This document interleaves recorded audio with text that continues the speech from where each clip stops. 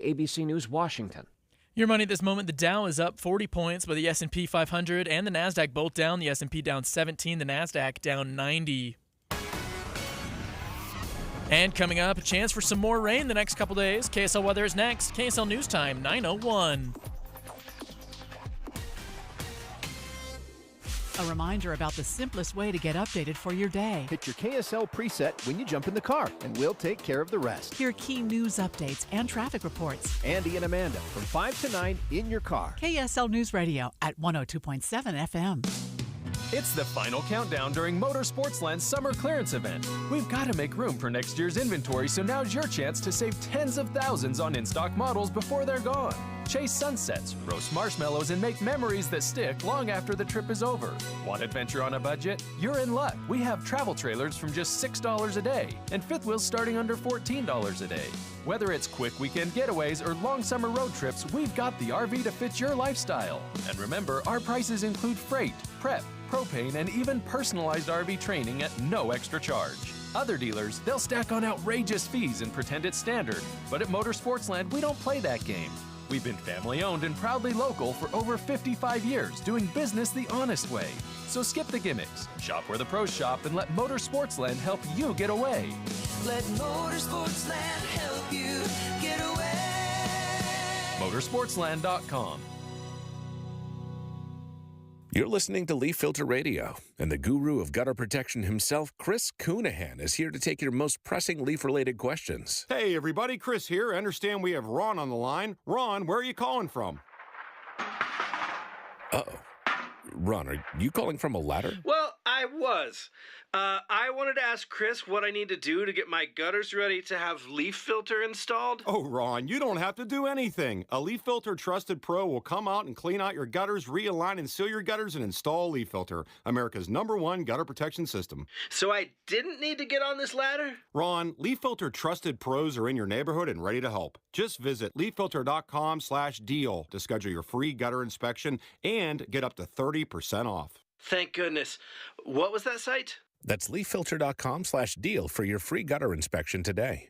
See representative for warranty details. Promotion is 20% off plus a 10% senior or military discount. One discount per household. Do you know the secret to losing up to 1 pound of fat every day? At Salt Lake City Fat Loss, we know the secret. Our doctor-developed, easy-to-follow weight loss program helps you lose weight fast, naturally, and safely with no drugs or injections. No prepackaged meals, bars, shakes, or exercising required. Our program helps reset your metabolism so you can lose weight quickly and keep the weight off for good with an easy-to-follow maintenance plan that includes ongoing personal support. And our program costs half as much and works up to twice as fast than most other programs. Go to slcfatloss.com to schedule your free consultation now. I'm Jeff Kaplan. I've been on Salt Lake City Fat Loss for almost a month. I've never been hungry. I'm not even grouchy, and I've already lost 20 pounds. Bonus, they don't make you buy prepackaged food. It's sensible. Go to slcfatloss.com. Many clients lose 20 to 30 pounds in about a month or two. That's up to a pound per day. Schedule your free consultation now at slcfatloss.com. That's slcfatloss.com. Results may vary.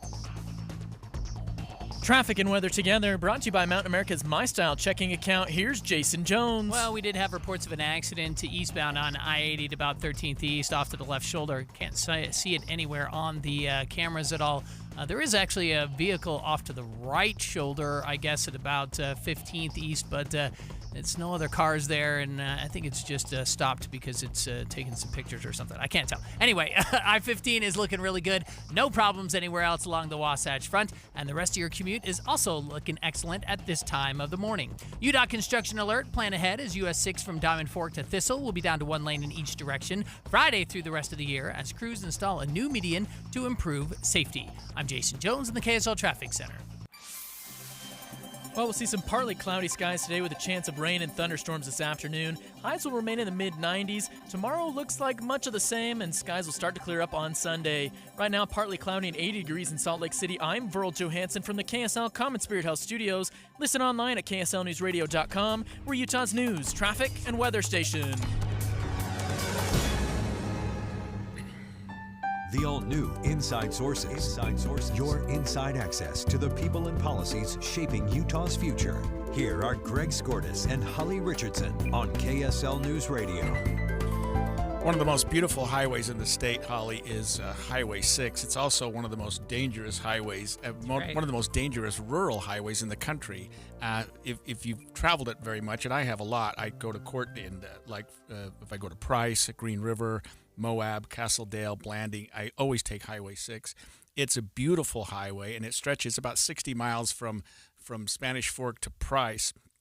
I've never had a problem on it, although sometimes in the winter it can be a little sketchy, but you've had some interest there. We have. So, look, when I travel on it, I do think, oh my gosh, this is one of the deadliest highways in America. But I had my own story. So when I was a legislator, I was driving back. My husband was with me.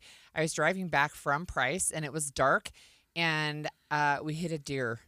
And the car was, of course, the deer was dead.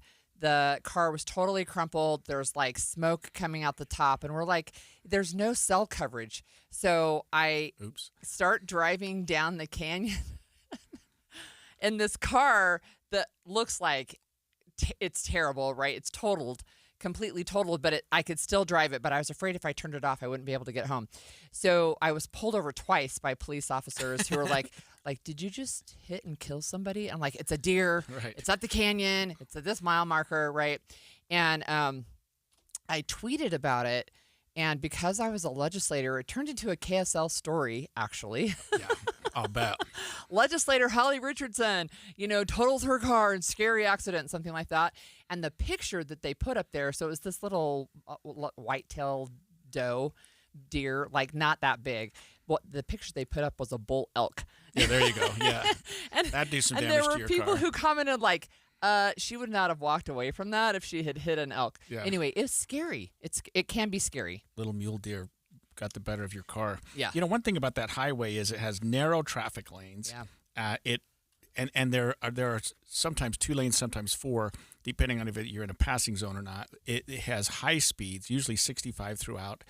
There are several large trucks that go through there, and so it's frequent for head-on collisions, and there have been a number of really bad collisions. Yeah. UHP reports that there have been 20 people killed there on that road just since 2020 alone. Yeah, and just last month, a motorcyclist, one of our motorcycle deaths this year, was traveling on the highway and killed when his bike collided with another vehicle. Daniel Woodruff, KSL TV's Daniel Woodruff, spoke with a driver on US 6 who also happens to work at the hospital in Provo. She spoke about her experience and how she used to help families of crash victims there. People just pass me like I'm standing still. I feel like the most frequented road that we receive trauma patients from was US 6. So I'm very glad to hear that they're taking some safety precautions because those were often really scary crashes. And we're happy to have with us this morning KSL TV's Daniel Woodruff. Daniel, thank you for joining us today, and tell us what got you interested in these changes. And I'm told that the work starts today, correct? Yeah, good morning, Greg and Holly. And the work started as I understand, about 2 hours ago. It was 7 this morning that Utah Department of Transportation said they were going to begin narrowing that traffic to 1 lane in each direction between Diamond Fork Road and the US 89 junction. So it's a couple mile stretch. And that will last until the end of the year is what's expected, so that they can build this concrete median barrier in the middle. And the spokesman for UDOT told me really the main goal is to prevent some of those crossover crashes where somebody going at freeway speeds crosses over into the opposing lanes of somebody else going at freeway speeds and just causing a really gnarly crash. And in answer to your question about what got me interested, I have to say this week I've been on that road 3 times in 3 days, and I've driven on it quite a bit this summer as well, going down to southeastern Utah. And it is a beautiful drive. Like you said, it's a gorgeous canyon, but it is a tenuous experience at times to drive on that road. And I've known that it's been a deadly road for years. I grew up here in Utah, and when I heard about these changes, I was interested because I know that there's been attention on this road. Some have said that the state hasn't done enough. Some have said that there needs to be more done. And so anything that is done in the name of safety, I think automatically perks my ears up. So, Daniel, quick question for you. As they start this construction today with that median, are they like what kind of delays can people expect as they travel through the end of the year? I think it probably depends. I didn't get an exact, here's how much time you're going to have to budget for your trip. And I know recently, in fact, I was coming back through the canyon towards Spanish Fork right in that area, and they had narrowed it down, and it added on maybe 10 or 15 minutes to my drive. That was a Sunday afternoon. I think it probably depends on the amount of traffic you've got in there and what's going on, but this is expected to be consistent, 1 lane each direction, down from 2 in each direction for the next 3 or 4 months. I understand, Daniel, that what they're effectively doing is making it just a 2-lane highway. So the portions that would have 3 or 4 lanes are going to be cut back so they can build this barrier. So there will still be at least 1 lane going in each direction, but that's going to limit the traffic that can go through those high-speed areas, correct? Correct, and it's this concrete barrier they'll be putting in, so that's why they're narrowing the traffic down to 1 lane. But also, UDOT told me that they're going to be improving the lighting in the area as well as fixing some drainage problems. So all of this combined is designed, according to the Department of Transportation, to make the road safer in that particular area. And again, we're just talking about a couple-mile stretch, and to cut down on the number of deadly crashes. And you mentioned the stats from Utah Highway Patrol. Since 2020, more than 20 people have died in just a 40 or so mile stretch of the road. And that's why it's well known. Google Highway 6, and the first thing that pops up is Highway 6 is one of the most deadly roads in the country. And that's because over the years we have seen a number of these head-on crashes, wrong-way crashes, et cetera, that happen on this road that is very twisty and turny and tenuous if you're going too fast or doing something otherwise that's hazardous, and that's led to a lot of trouble on the roads. And when you heard the woman there that works at the hospital, she's seen patients that have come in, and they're often from Highway 6, these trauma patients. Yeah. So could you speak to us about what you learned when you spoke to drivers yesterday? Just that, I think there's general support for something like that. I talked to another driver who didn't want to go on camera. Sometimes that happens.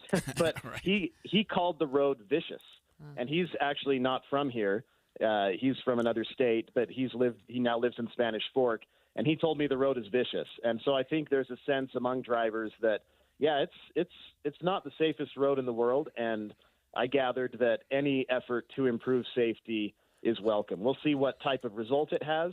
UDOT believes it will help. By the way, I should also note, Greg and Holly, in addition to this project, we were given a list of several other projects at different parts of the highway along this really typically dangerous stretch that are in the design phase that are planned to happen down the road as what we were told is an ongoing effort to try to bolster safety on Highway 6.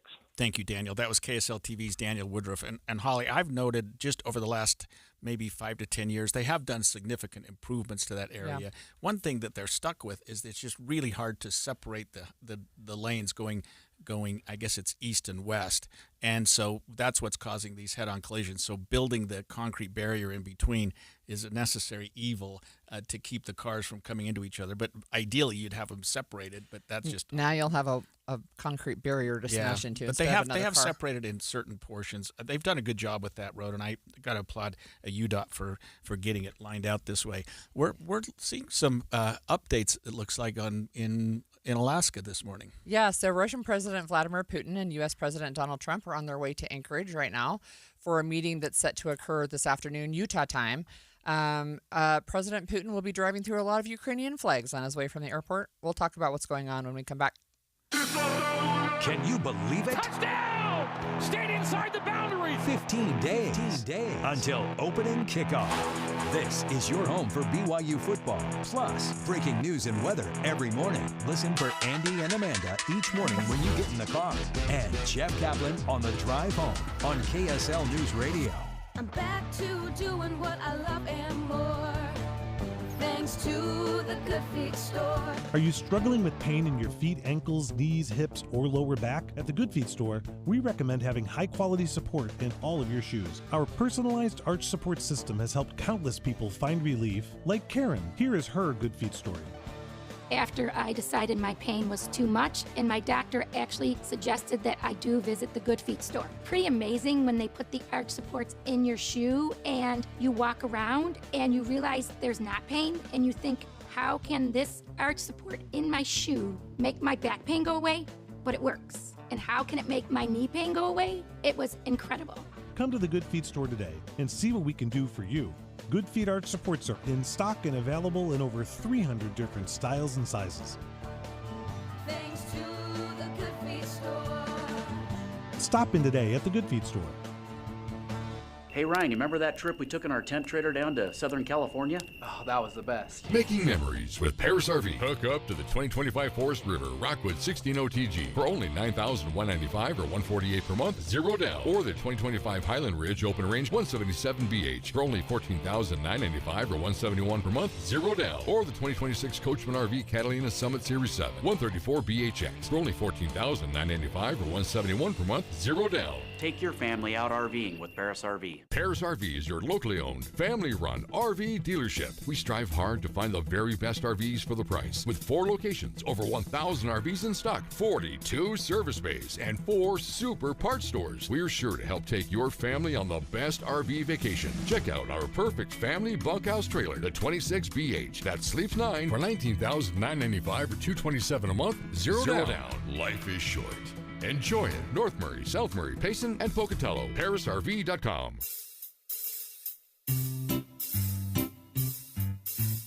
1-877 Cars for Kids. KARS Cards for Kids. 1-877 Cards for Kids. Donate your card today. 1-877 Cars for Kids. KARS Cars for Kids. 1-877 Cars for Kids. Donate your car today. Donate your car today at carsforkids.org. That's cars with a K. Your car, running or not, can be picked up as soon as the next day. You'll get a maximum tax deduction and a vacation voucher. 1-877 Cars for Kids. KARS Cars for Kids. 1-877 Cars for Kids. Donate your car today. Now accepting donations of land, homes, buildings, or any kind of real estate. You've built the dream, the home, the lifestyle, the legacy. Now it's time your windows and doors reflect that same $1 million standard. Whether you're designing a stunning custom home or upgrading the one you've loved for years, Peach Doors and Windows is here to bring that vision to life with precision, style, and craftsmanship. The Peach specialty? High-end custom windows and doors that don't just fit your space, they elevate it. From sleek modern lines to timeless elegant finishes, they offer the kinds of craftsmanship that truly complements a $1 million space. And with Peach, the process is easy. No pressure, no gimmicks, just knowledgeable experts helping you find solutions to turn your someday project into right now. Visit their spacious showroom, get inspired, and create something beautiful together. Peach Doors and Windows for the $1 million home you live in and the $1 million feeling you deserve. Visit peachdoorsandwindows.com or call 801-566-1255 today. That's Peach Windows and Doors. Give them a call, 801-566-1255. We all want our kids to grow up safe and healthy, so we show them how. With honest conversations that let them know what we expect. That's especially important when it comes to alcohol and other drugs. And when it comes to pain medications, opioids, they need to know that they should never be shared with friends or family. For more information about talking with your kids about underage use of alcohol and other drugs, visit underagedrinking.samhsa.gov. Inside Sources. There's a very important meeting today in Anchorage, Alaska between President Trump and Russian President Vladimir Putin. It's about to begin, and it may begin during the show, and if so, we'll break away to that. But they're going to discuss the war in Ukraine. And if you recall, President Trump indicated that it would be one of the first things he would do when he took office. That is, he would have the war ended within 24 hours. Of course, that didn't happen. And he's even expressed a little bit of pessimism that he's going to get much done today.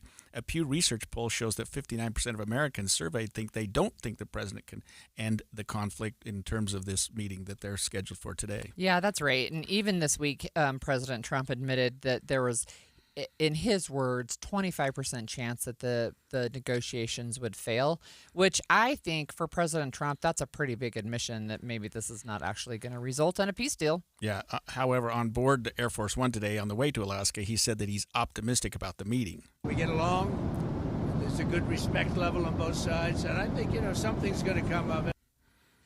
So, what's interesting to me is there. I mean, there's so much to unpack here. So Vladimir Putin is considered a war crime. I mean, a war criminal, Yep. having committed war crimes.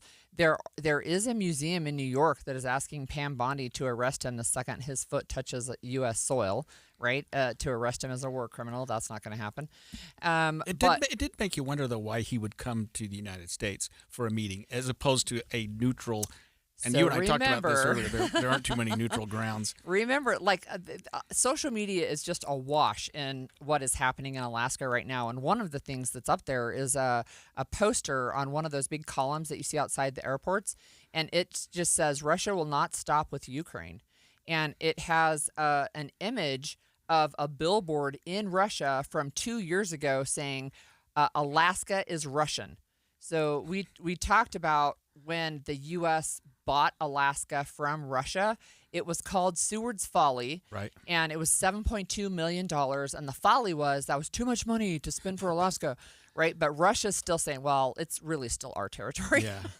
Yeah. They did talk about, because you mentioned a minute ago, Ukraine's not there. Vladimir Right. Zelensky is not there. And President Trump spoke about whether or not Ukraine would have to relinquish some territory to end the war. They'll be discussed, but I've got to let Ukraine make that decision. And I think they'll make a proper decision. But I'm not here to negotiate for Ukraine. I'm here to get them at a table. And I think you have two sides. Look, Vladimir Putin wanted to take all of Ukraine. If I wasn't president, he would right now be taking all of Ukraine. But he's not going to do it. Okay, well, right. He's not going to do it.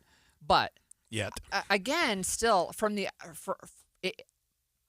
it's an independent sovereign nation, Ukraine. And we've talked about this before on the show. But you're saying you have to give up some territory. So what if Mexico invaded and took part of Texas, right, or took part of New Mexico, and we just said, well, they can have a little bit, right? In the interest of negotiation, we'll let you have it. That's not that.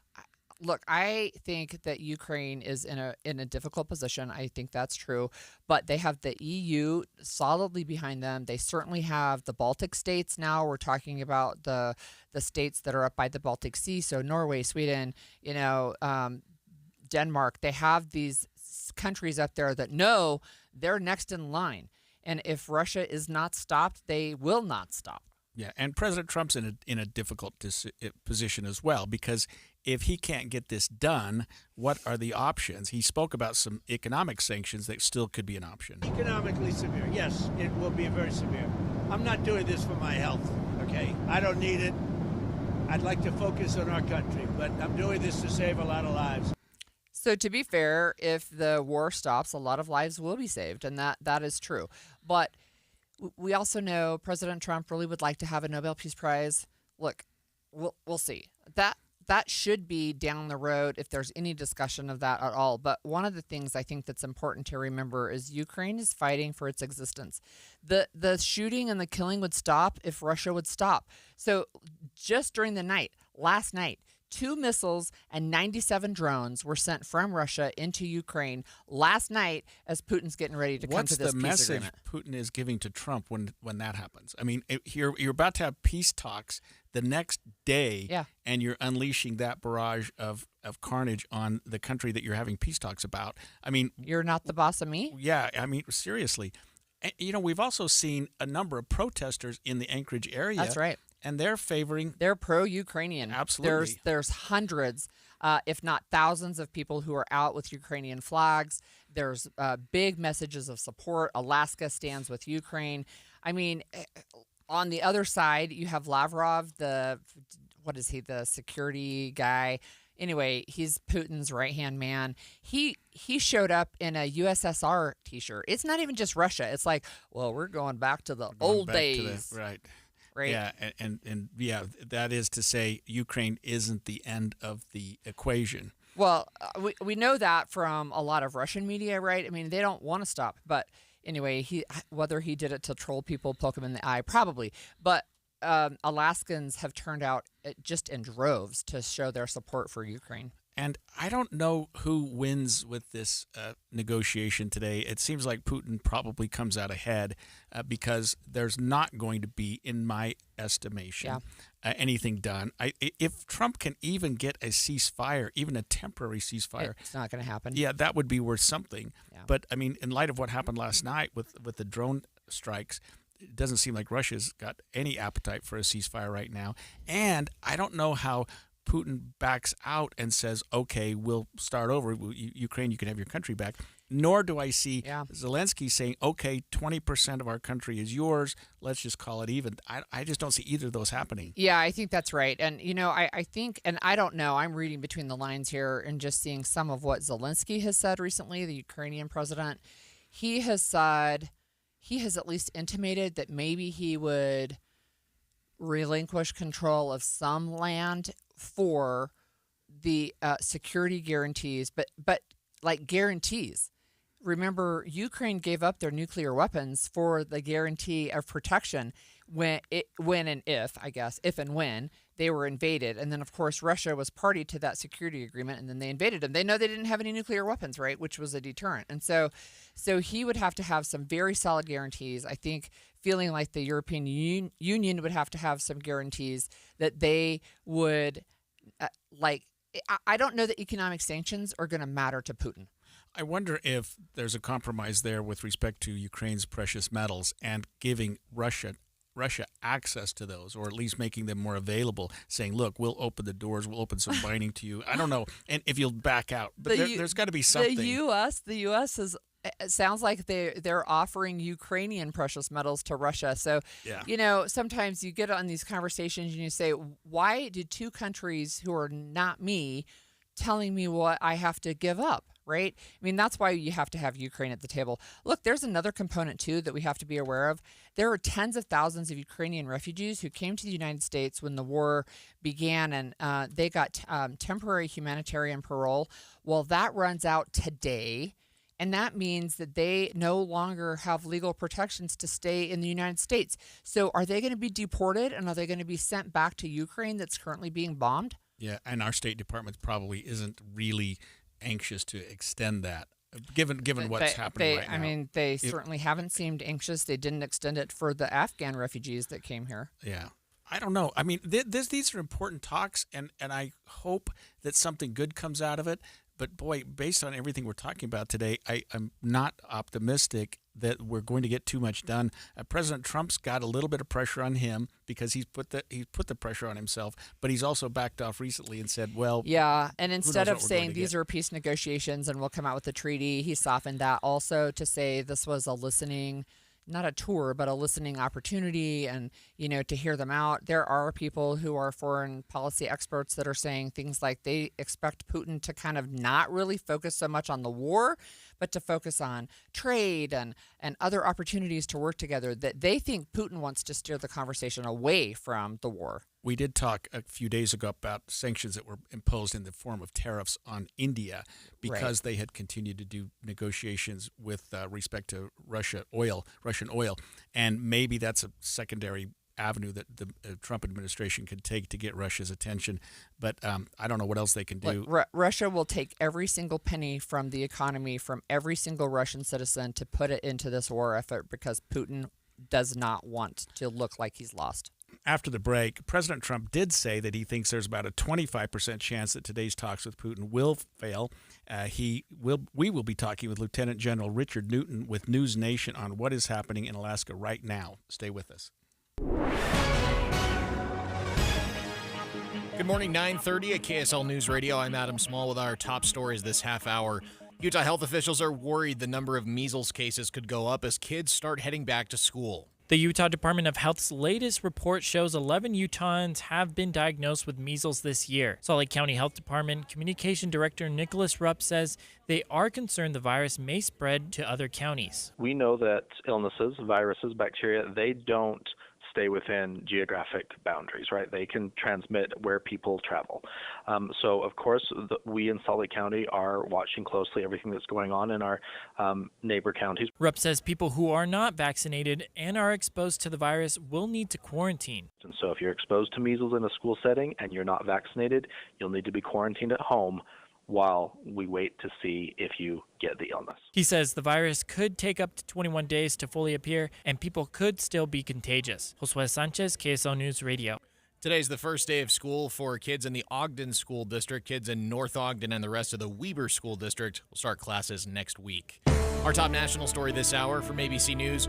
Washington's D.C.'s Attorney General has filed a federal lawsuit against President Trump. D.C.'s Attorney General accuses the U.S. Attorney General of trying to unlawfully sideline the city's police chief. Pam Bondi's Thursday night order says the department's chain of command can't make any decisions without the approval of DEA Administrator Terry Cole, who's been tapped as the department's emergency federal commissioner. But D.C.'s lawsuit says there's nothing in the law that allows for that. The Home Rule Act says for up to 30 days, the president may direct the mayor to provide police services for federal purposes. ABC News national correspondent Stephen Portnoy reporting. Your money at this moment, the Dow is up 66 points right now. The S&P 500 down 15. The NASDAQ is down 80 points. Coming up, we'll take a look at traffic and your weekend weather forecast next. KSL News Time is 9:32. The sources where we get our news matters. When you listen to Utah's Morning News, we want you to feel the stories are important to you and trustworthy. This is Amanda Dixon. And I'm Andy Farnsworth. Join us weekday mornings on KSL News Radio. When was the last time your vacation was living the art of adventure? Discover it in Cedar City, Utah. Towering red rocks, epic trails, summer events, and world-class drama at the Tony Award-winning Utah Shakespeare Festival starting June 17th with Macbeth, Antony and Cleopatra, and more. Marvel at nature's masterpieces with just a short drive to Zion, Bryce Canyon, Cedar Breaks, and Kolob Canyons. Discover Utah's earliest artists at the Parowan Gap Petroglyph site. Head up to Bryan Head for chairlift rides that deliver endless high-elevation views. Wildflower Meadows, topped off with ATV and downhill biking trails. Be starstruck by the skies at Cedar Breaks National Monument. Browse Cedar City's unique shops and indulge in savory bites. Come experience the art of adventure around every turn in Cedar City. Start planning your vacation right now at visitcedarcity.com. Hi, this is Jason. And Kathy of Window World. We're here today for another episode of Baloney or No Baloney. Oh, Jason, are the cameras on? No cameras, Mom. This is radio. Oh. Today's category is new windows for $2,000 each. But if you buy today, they're only $1,500. What do you say, folks? Baloney or no baloney? Oh, that's baloney. Call Window World now for America's finest windows at an amazingly affordable price at 281-8111. Window World. Simply the best. And as Doug always said, that's no baloney.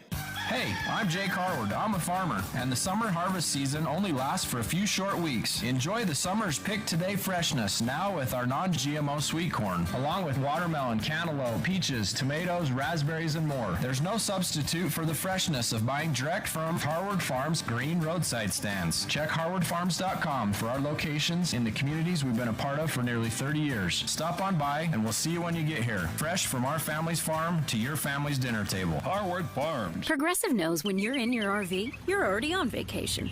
That's when you become Vacation You, who just camped where there's absolutely no shade. Even though regular you burns easily. In fact, Vacation You burns too, but is too stubborn to admit it, which is why regular you gets in trouble at the dermatologist, because Vacation You doesn't do doctors. So bundle your RV with your home or auto policy and earn an automatic discount from Progressive. And spend the savings on the both of you. Progressive Casualty Insurance Company affiliates and other insurers. Not available in all states or situations. Keeping your engines healthy means protecting them in season and out.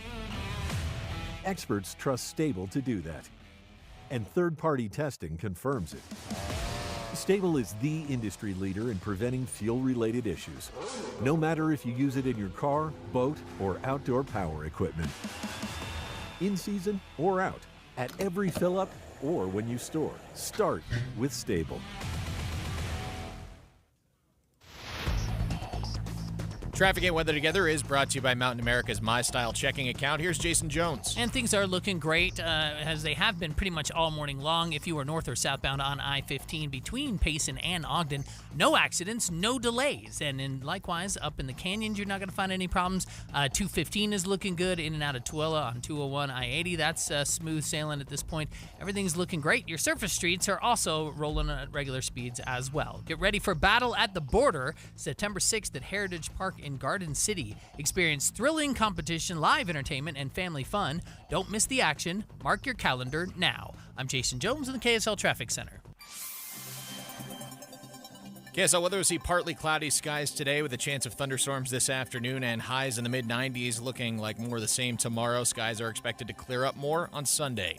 Right now, 82 degrees, mostly cloudy skies in downtown Salt Lake City. I'm Adam Small from the KSL Common Spirit Health Studios. Listen online at kslnewsradio.com. We are Utah's news, traffic, and weather station. The all-new Inside Sources. Your inside access to the people and policies shaping Utah's future. Here are Greg Skordas and Holly Richardson on KSL News Radio. We're following up with our talks that'll begin today in Anchorage, Alaska, between the presidents of the United States and Russia. Donald Trump and Vladimir Putin are scheduled to meet there around 1:30 Utah time, so about 4 hours from now. Both men are currently en route to that. They're having a summit to talk about whether and to what extent they can solve this issue with regard to the war in Ukraine. It's sad that Ukraine's not there, part of the discussion, but at least something's happening. Yeah, that's one way to look at it. The one thing that is that I appreciate from President Trump is he seems to have changed his tune on Zelensky, and he has been, at least in the last couple of days, saying for sure it's Ukraine's decision to make about whether they're going to do some kind of giving up of land or territory, and that he is going to make sure that he's part of ongoing peace negotiations. Anyway, we'll see how that goes. We have with us on the line Lieutenant General Richard Newton with News Nation, who is got a lot of experience in national security. And I wonder if you could break down for us, Lieutenant General, the what you think the chances are of any kind of deal coming out of today's talks. Well, good morning, Holly. Good to be with you and Greg. I think really what the objective here is, and what President Trump's objective is really to I would call it a win if after today's summit that there is actually a ceasefire agreed upon in place. And frankly, that's the objective. And then after that, the ensuing perhaps framework, and this is where you would bring in President Zelensky, I believe, from a bilateral summit to perhaps a trilateral. And that's where you get into the aegis of what a framework for a peace negotiated settlement would look like. That's going to take weeks, if not months. But bottom line up front is let's get us a ceasefire in place to really stop the killing and frankly, the tragic loss of life of the Ukrainian civilian populace over the last 3 years. Richard, we're hearing that Russia did have some significant drone and other strikes into Ukraine just last night. Does that bode well for discussions today, or do you think that was just something that was going to go anyway, notwithstanding the conversations? I think that's just a ploy leading up to this moment right now here, and as you mentioned, about 4 hours. But Greg, I would remind our listeners, however, that actually Putin and Russia have significantly stepped up strikes using the use of drones, ballistic missiles, cruise missiles against the Ukrainian people since really President Trump took office. And in July alone, Greg, there were over 6,400 drone attacks levied against Ukrainian targets. And so this is right out of Putin's playbook. But nonetheless, I believe it's this week specifically he has stepped that up to try to influence the discussions with President Trump, but I don't think that's going to work. Yeah, I mean, that's a weird negotiating tactic in my view. But tell me, when you're saying you think it's a win if they can come out with a ceasefire, I don't hold out a lot of hope for that. What gives you hope that maybe that could be the result?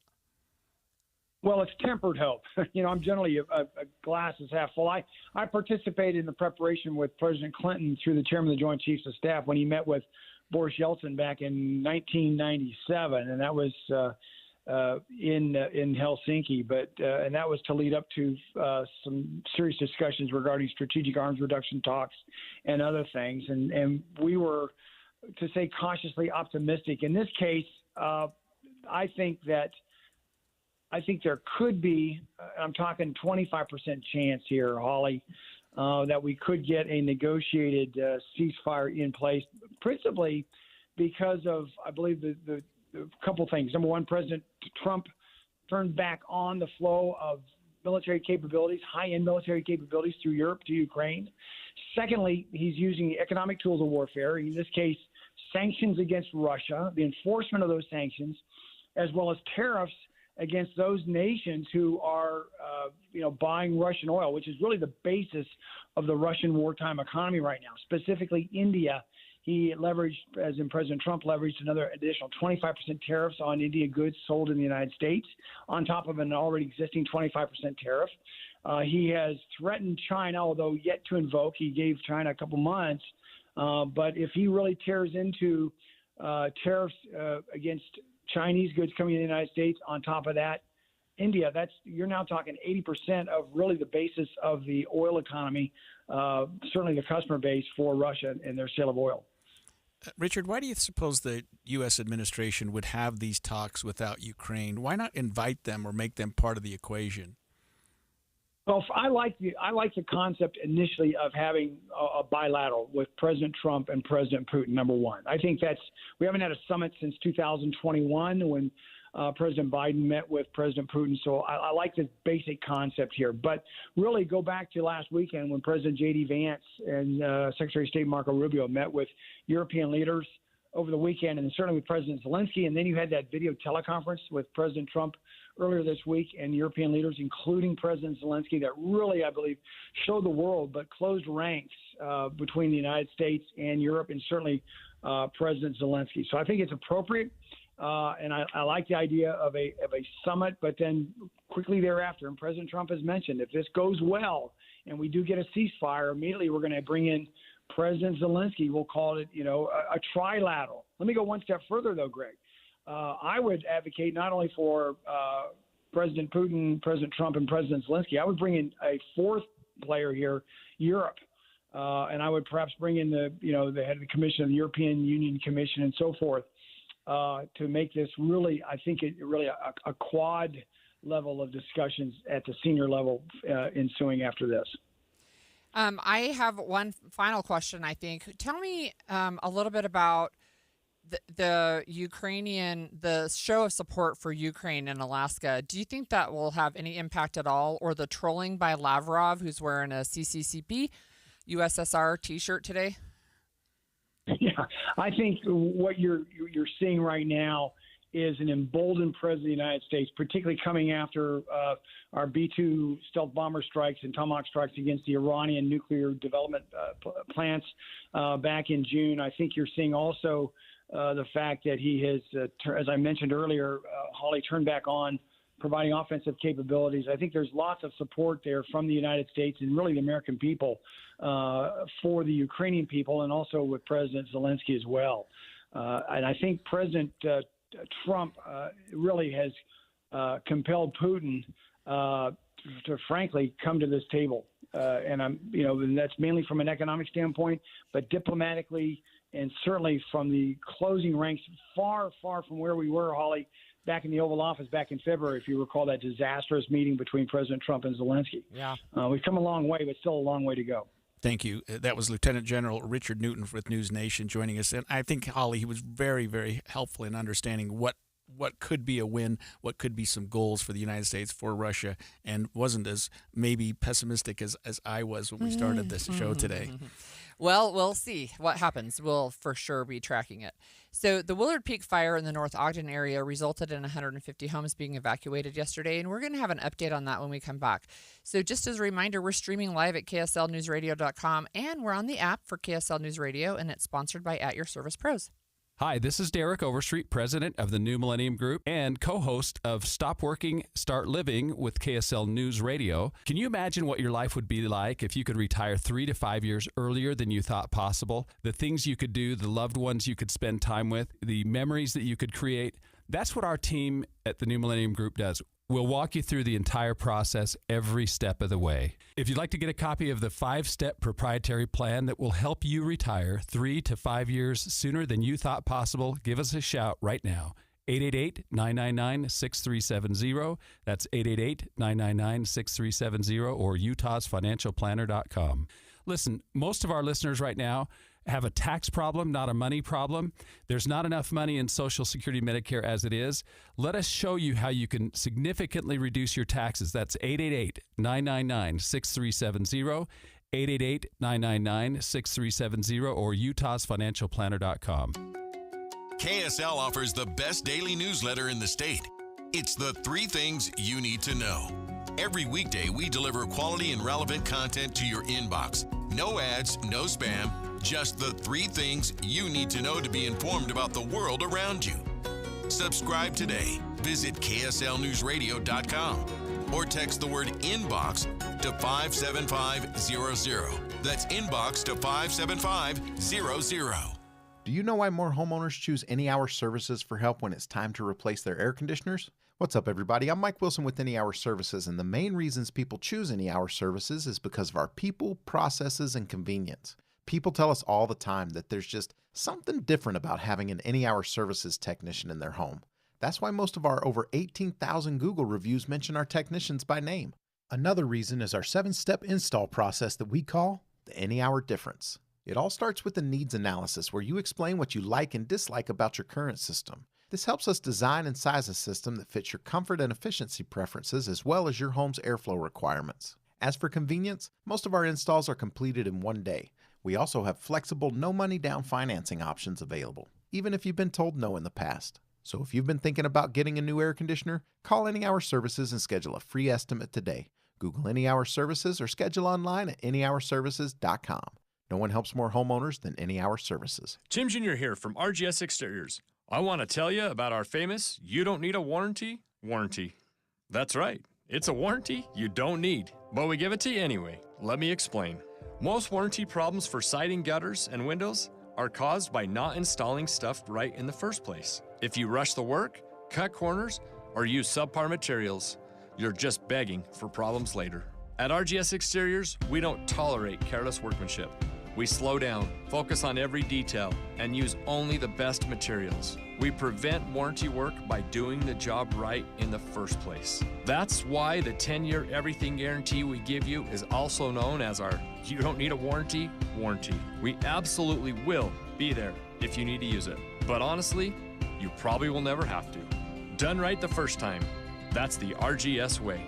For siding, gutters, and windows, call 801-280-3110 or visit us at rgsexteriors.com. This is the story of the one.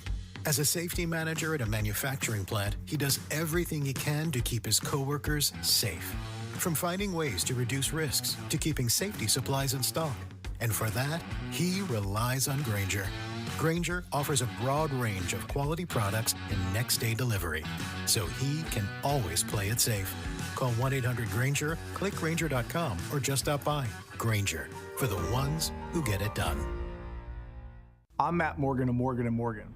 Your car steering wheel could be a ticking time bomb. At least 24 people have died and many more injured because their airbags fired shrapnel at them upon inflating. Tens of millions of cars have been recalled. If you suffered cuts that required stitches, hearing or vision loss, or broken bones, please contact us today. You could be owed money for medical bills and other damages. Morgan & Morgan. Visit us at badairbags.com for an office near you. Prior results do not guarantee a similar outcome. Over the years, you've brought them into your home. You were prescribed opioids after the C-section and after Dad's back injury. They helped when you were in pain, and you held on to them just in case. But did you know holding on to unused opioids puts your family at risk? Trouble with opioids can start at home with unused medicines such as pills, patches, and syrups. You can remove the risk and protect your family. Find out how at www.fda.gov/drug disposal. And expanded Inside Sources. Wednesday afternoon, a fire broke out in the North Ogden area and in it was started out fairly small, Holly, and may have been started by a vehicle caught on fire or something like that. We don't know for sure. I visited the fire that night as it was starting to grow. I live on the other side of the valley in the Ogden Canyon, which was just east of the fire. That the road that connects the two, we call it the North Ogden Pass. It had been closed after I accessed it. Last night I was working in my yard about 8 or 9 o'clock, and we had a major thunderstorm. I mean, it was pouring rain, and I thought, this has to have saved that fire. It has to have doused it. But of course, we're on the other side of the mountain, only maybe 5 miles from the fire. But I thought it had to have helped out. Yeah. So we do know that there was about 150 homes evacuated, and that evacuation order has been lifted. But we're going to talk with Sierra Hellstrom, Public Information Officer with the Northern Utah Type 3 Incident Management Team, about the latest update. Hi, Sierra. Hi, thanks for having me on. Yeah, so great. Was my rain in the Ogden Valley the same as what they got in North Ogden? It was not. The storms that hit here up in North Ogden tend to make their way in between up the canyon, and where the fire is north of the canyon, we really just barely got the edge of the Virga that came down, and maybe a handful of sprinkles, but we did not get any significant rain on the fire area. So if I remember my meteorology language, Virga, doesn't that mean rain that basically evaporates before it hits the ground? Correct. Yeah, we posted a picture this morning on Utah Fire Info where you can actually see it coming down, but it's dissipating before it ever reaches the ground. Wow. So, Sierra, what can you tell us about the current status of the fire? And we're also told, I think, and you can correct me on this, that the residents, the 150 houses that were ordered to be evacuated, they've been able to go back into their homes. Is that correct? Correct. We were able to repopulate last night. They've been moved from a red go status to a yellow set status, meaning there still is potential for a threat, but we felt comfortable enough with them repopulating. So we did have, large crowds heading back into their homes last night, which is one of our favorite things to see. We want to make sure that we get people back home as soon as possible. Having said that, there is still active fire. We're seeing a lot of comments, and our night crew was telling us that there was active fire up on the mountain last night. It still was visible, just not to the extent the night before. Every day this fire loses a little bit less power and sees a little bit less fire activity. So while it's not visible anymore and you cannot see the smoke and the plumes like we could on the first day, there still is active fire on the mountain, which is why our team is still here, because we want to make sure we get containment on this fire for public safety. What are we looking at for containment, and how large did the fire get? So we were able to get a much more accurate map yesterday. Mapping is always hard on mountains. It's so much easier to map a flat fire than it is to map one running up a hill because of all the crevices in the mountain. So we had estimated at about 750 acres, but after a really accurate mapping mission last night with a helicopter, we downgraded it to 577 acres. And because we haven't seen a lot of growth over yesterday's shift, it was very minimal. I think that 577 will probably stand. I don't think we'll see much more growth than that. And then on top of that, we are at 14% containment, which again containment doesn't mean the fire hasn't moved. It means that the fire won't move, that we're confident the fire on that section will remain in place. Yesterday, we had our meteorologist in studio talking to us about the way fires typically travel. And what he said was, Sierra, that they typically travel uphill. Has that been the general direction that this fire has gone? And if so, that would seem to be away from the homes. Correct. Yeah, fire preheats is what we call it. Whereas burning uphill, the flames are so tall that it actually heats the vegetation ahead of it. So as the fire moves up, it's already hitting warm, dry vegetation. The opposite is true. Just like heat rises, that's something we all know. And if you tip a match, that's what's going to happen, is it will start to burn faster than if you lay a match flat. So it was burning quickly. The other issue we were running into here is that the winds from this area come from the west. So not only was it burning uphill quickly, but the winds were carrying that day. The issue we run into is the winds shift here in the afternoon and early evening, where they start to come down that canyon or the North Ogden Divide you were talking about, and they start to swirl in this area because the western winds are still coming, but they're also coming down the hill. So it starts to swirl in North Ogden, where they often get 30 to 40 mile per hour swirling winds in the area where the fire occurred. You know, I have to go back to containment because I'm not sure that I really understand completely. So at 14% contained, and you said that means you don't think the fire is going to grow. Like in that 14% area, I think. Is that what that means? Help me understand what that means. Containment, you're absolutely fine. Containment is probably the most misunderstood term in fire, and we're actually going to do a pretty in-depth post today explaining it, because a lot of people have this question of, hey, if the fire isn't moving, why isn't it just 100% contained? So containment refers to the perimeter of the fire. There is, I'm going to give basic numbers because it will be easier. We'll say if the fire is 100 feet around, we do it by feet. And there's 10 feet of it that we feel like, you know what, there is no way the fire is going to burn across here at all whatsoever. There's no possibility. We are confident this portion of this 10 feet of the fire is going to remain. We will call that 10 feet contained. So that 10 feet of the 100% will be that calculation. And so we calculate it as a percent of the entire perimeter. So where we have 14%, we're saying 14% of this entire perimeter, we are confident that this section isn't going to move. So when I refer to the fact that I don't think the fire will grow, it's that we predict that based on the current conditions, but that we don't feel confident in saying that yet until we've got boots on the ground to be able to walk that perimeter, cool it off, make sure there are no hot spots that are threatening the line. And so that's where containment comes from, not from lack of fire activity or lack of fire visibility or activeness, but that we're confident that we'll hold through a wind event, a weather event, a heat event.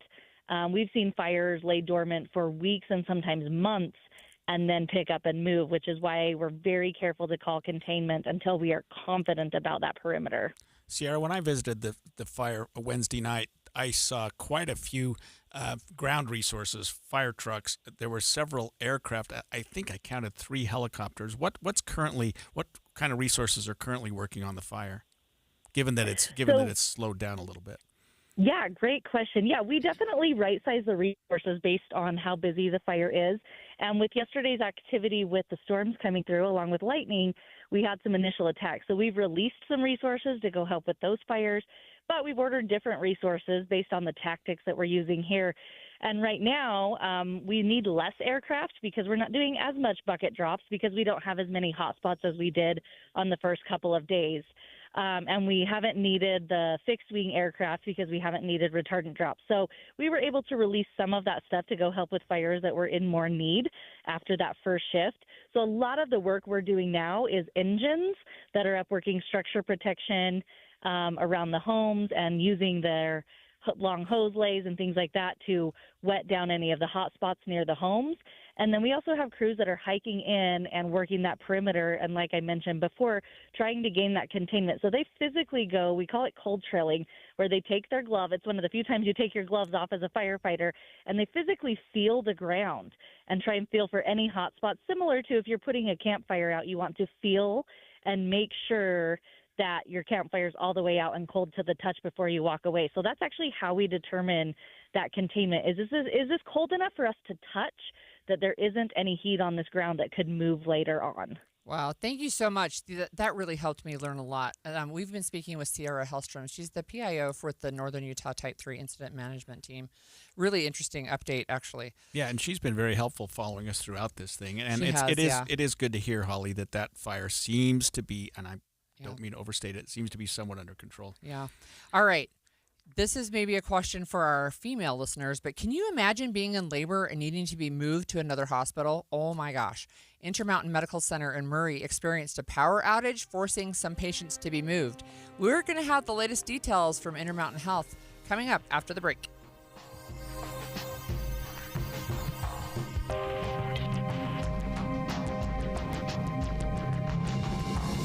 KSL FM Midvale. KSL Salt Lake City. From the KSL Common Spirit Health Studios, this is KSL News Radio. Utah's news, traffic, and weather station. Good morning. It's 10 o'clock at KSL News Radio. I'm Adam Small with our top stories this hour. Construction starts today on Highway 6 in Spanish Fork Canyon. UDOT is making improvements to the road in hopes of reducing the number of deadly crashes along that stretch. UDOT's John Gleason says they will be building a concrete barrier in the median between Diamond Fork Road and the junction to US 89. It really is a continuation of the projects that we've had over the last 2+ decades. Gleason says they'll also be improving the lighting and fixing drainage systems. The project's expected to be finished by the end of the year. The track's Red Line service will start back up this weekend. It's been closed since May while crews replaced tracks, guardrails, and made other safety improvements. You can start taking the Red Line again starting this Sunday. Organizers for the 2034 Winter Olympics believe they'll have plenty of volunteers when the games return to Salt Lake City. The Olympic and Paralympic Winter Games Coordination Committee held its first meeting this week. Brad Wilson, CEO of the private nonprofit organizing committee for the 2034 Games, told the Deseret News they're expecting to have 100,000 people apply to volunteer for the event. That's nearly twice as many people as applied for the 2002 Winter Games. KSL News Radio's Verl Johansson reporting. Our top national story this hour from ABC News. President Trump is on his way to Alaska to meet with Russian President Vladimir Putin. The two will be discussing the war in Ukraine. President Trump told reporters he is not holding the meeting to negotiate land swaps for Ukraine, but he does want to listen to what Putin has to say. In college football, the NCAA has just handed down their punishment against Michigan football for their sign-stealing scandal in 2023. The league is putting Michigan on a 4-year probation and issuing fines which could exceed $20 million. The NCAA is also issuing show-cause penalties for former head coach Jim Harbaugh and former staffer Connor Stalions, the man at the center of the allegations. Current Michigan head coach Sharon Moore has also been suspended for 3 games of this upcoming season. Your money at this moment, the Dow is currently up 86 points. The S&P 500 is down 19, and the NASDAQ is down 109 points. Coming up, we have another chance for thunderstorms today. KSL weather is next. KSL News Time, 10:02.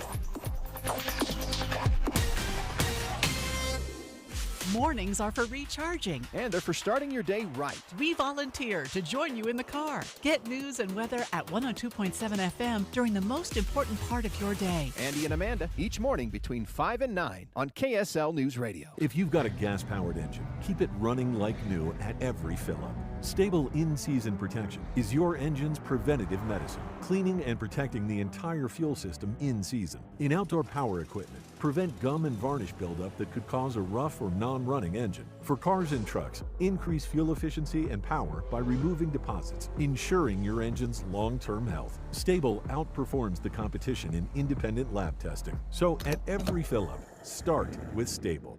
I'm Ed Evans, CEO of Consumer Cellular. We're dedicated to serving people 50 and up like me. Our needs are different. Big Wireless wants us in an unlimited plan, but if you're not using all that data, you're probably getting used. At Consumer Cellular, we're focused on affordable, reliable plans, including data that suits your needs, not ours. Our plans start at just $20, and you'll get the best customer service in the business. Call 1-888-FREEDOM or visit consumercellular.com/facts. Plans include $5 credit for auto pay and e-billing. See site for additional facts. I used to get overwhelmed at the grocery store. One minute I'm reading a label that says healthy.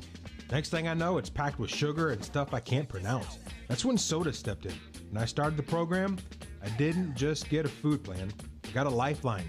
I lost 82 pounds in 16 weeks. But more than that, I learned how to eat smart, shop smart, stay on track even when life gets messy. I could text my Soda nutritionist from aisle 5 and get instant help. That's support you don't get from a label. This isn't about being perfect, it's about being prepared. And with Soda, I finally felt in control of my health and my habit. Go to SOTAweightloss.com.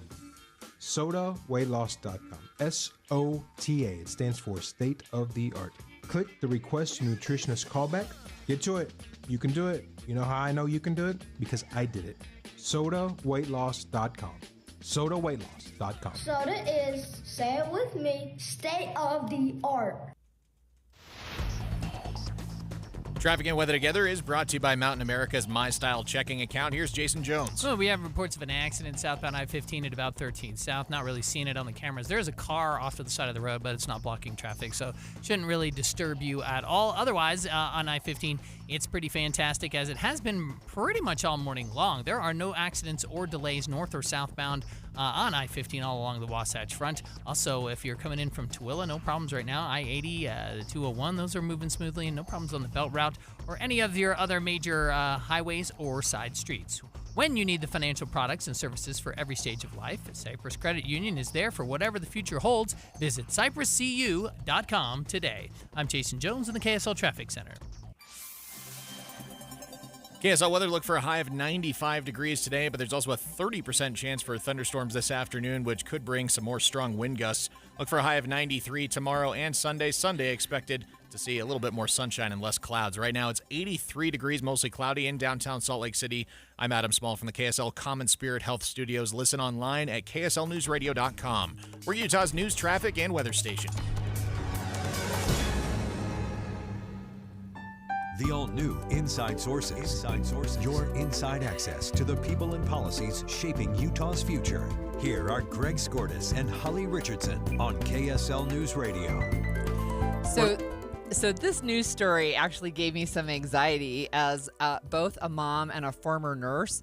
And it was that yesterday, Intermountain Medical Center in Murray lost some power, and 5 women in labor and 6 babies in the newborn intensive care had to be transported to other hospitals. I know it's the state-of-the-art facility, that Intermountain Medical Center in Murray.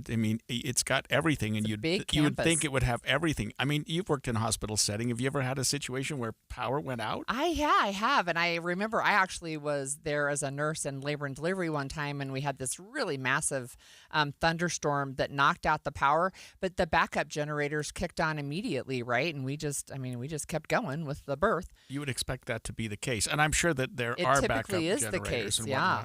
We are joined this morning by Jess Gomez, a spokesperson for Intermountain Health. Jess, thank you for joining us. And can you tell our listeners just what happened? Yeah, good morning. I'm listening to your introduction, and you're absolutely right. We lost power about 11:30 yesterday morning, regular power at Intermountain Medical Center, and our generators kicked on just as Holly described, as they should. The problem was a short time later, they kicked off as well. So we were without regular power or backup generator power for a little while. And as you can imagine, Intermountain Medical Center is Utah's largest hospital. We have over 500 patients in the hospital. Yesterday, a full campus with people coming in for their clinic visits and so forth, and it was quite the challenge. We don't know what caused it. The good news is, by the evening, we were on full power, everything restored, and our caregivers were able to care for patients. But we did have, out of that 520 plus patients, we had 5 moms. Six moms and 5 little babies that we transported just as a precaution. But fortunately, our caregivers were able to kind of step in and make sure that all of the patients were safe during that time. So I'm super curious right now. Can you tell me the status of the babies that had to be transported? Were these not super critical, or were these the more critical babies? Yeah, no, these were the tiny little babies in the newborn ICU. So a lot of them are premature, very small and high acuity. So just at higher risk. And so again, we just wanted to be as safe as possible during that time. And so that was done as a precaution. And for the moms who were in labor, again, we wanted them to be as safe as possible. So thanks to our local community hospitals, we were able to transport them out so they could have a good, healthy, safe delivery of their babies as well. So everything came out just fine, but it was a busy day for our caregivers who stepped in to really work very hard to ensure that everybody was taken care of. Yeah, it sounds like you guys did a masterful job. Just have your engineers been able to tell you exactly what happened with both of the systems, the primary and the backup generators? Yeah, we don't know as of yet. And as you talked about, this is the largest hospital in the state of Utah. We have a lot of repetitive power sources. We have multiple systems in place. And so we are working closely with Murray City. They have their power department along with Rocky Mountain Power to try to understand, what exactly happened so it doesn't happen again. But it was one of those things where we've never had both the regular power and the backup power both fail at one time. And so this is kind of a very unique thing. And so we'll try to figure that out. But the main focus yesterday just was to ensure the safety of all those patients, and our caregivers did a really nice job. Yeah, Jess, I have another question. Just thinking about what goes on in a major hospital during the middle of the day, and I'm going to assume that there were some surgeries that were going on. Did the surgeons feel like they had enough power to continue? Like what happened in your surgery suites? Yeah, I do understand that some surgeries were in place. Obviously, this is in the middle of a busy weekday, and they were able to complete those surgeries. Again, even in some of those systems without the backup power, they have battery power. So again, there's a lot of repetitive systems in place, and in some of those critical areas, even without a power source, they were able to use battery-powered systems in place, and so we were able to get through those. But certainly not the situation you like to have, and certainly not the situation we want for our patients. But it seemed very, again, we don't understand what happened. A very unique situation. We're seeing a lot of power outages across Utah with the heat. We have no idea what caused this, but again, we'll try to figure that out and ensure that doesn't happen again. But like I said, I'm just really proud of our caregivers who did an amazing job for those 520 plus patients who were in the hospital yesterday. Jess, it seems like your staff all just came together somehow. I mean, is there some level of training that you have for something like this? Because, power goes out, backup power goes out, but everything continued to work fairly smoothly, it seems.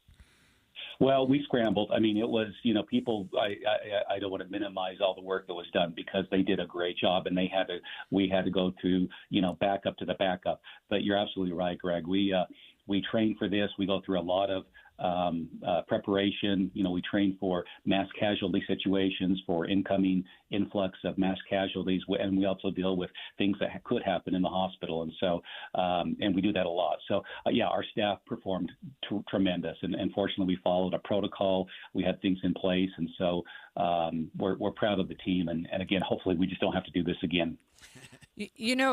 Yes, I hope you never have to do that again also. And it is a learning opportunity not only for IMC, but for other hospitals within the state, right? So if you have a backup, maybe it's good to not assume that it's always going to work 100% of the time, right? I think it's an opportunity to learn. Absolutely. We're caring for people, and we want to make sure that all the systems we have in place are operable, and when they're not, that we have backups to those. So again, we certainly learned some things, but overall, we're glad to have full restoration of power today. Things are back to normal. The hospital is operating, and it's good to be through that. Yeah. Last question, Jess. Where were you able to send the five? I guess you had 5 women and 6 babies. Where were you able to send them? We were able to send them to nearby hospitals. So some went in Riverton, Sandy, Salt Lake, throughout the hospitals. And the great thing about our healthcare system here in Salt Lake, regardless of the system that's in place, we really have great cooperation and collaboration between all the hospital systems. And so when one hospital is impacted by a situation like we were yesterday, the other hospitals step in and ask, how can we help? What can we do? And they all did that. And regardless of what system they were part of, the healthcare system, we look out for each other and we help each other. So that was a great outcome from yesterday's event. Thank you so much for talking with us, Jess. That was Jess Gomez, the spokesperson for Intermountain Health. And again, just that story, right, gives me some anxiety.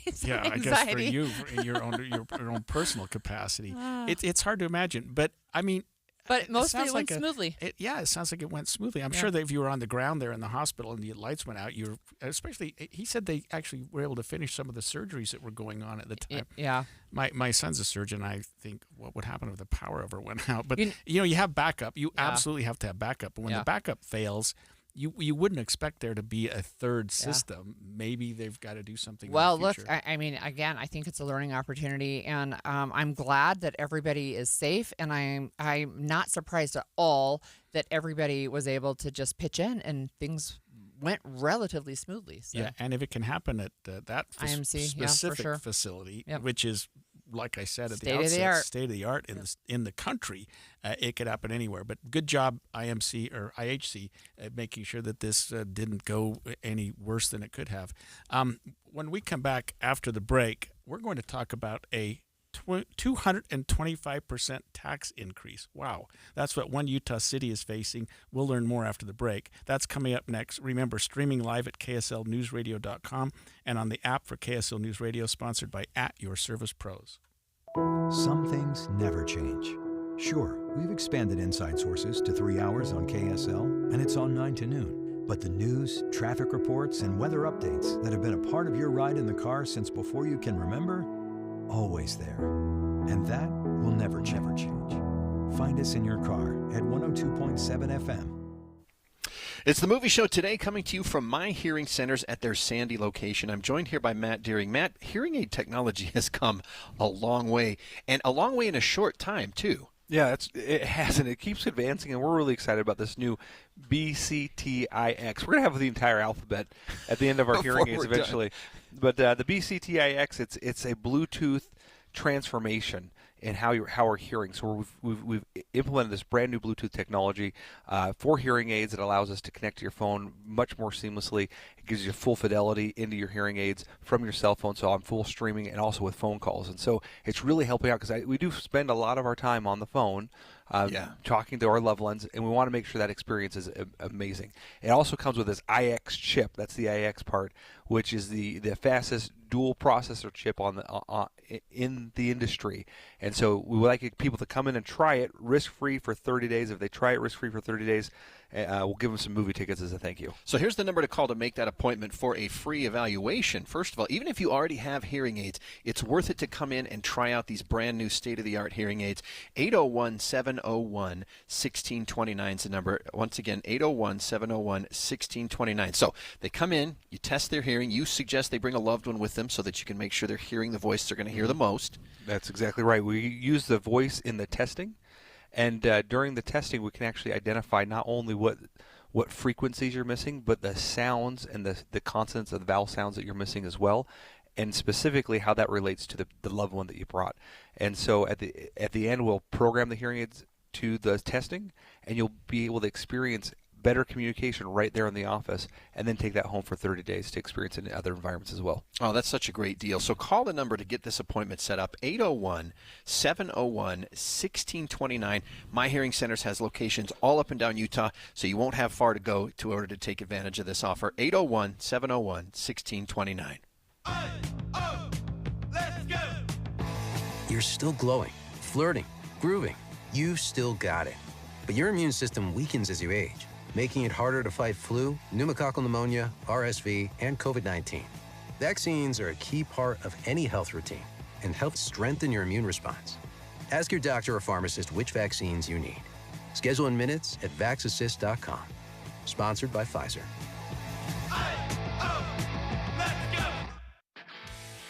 This is the story of the one. As a lineman, he does whatever it takes to keep the power on in his community. And he wants a partner like Grainger who does the same. Grainger offers the professional-grade products he needs, from voltage detectors to harnesses to hard hats, plus fast, dependable delivery, so he can rise to every challenge.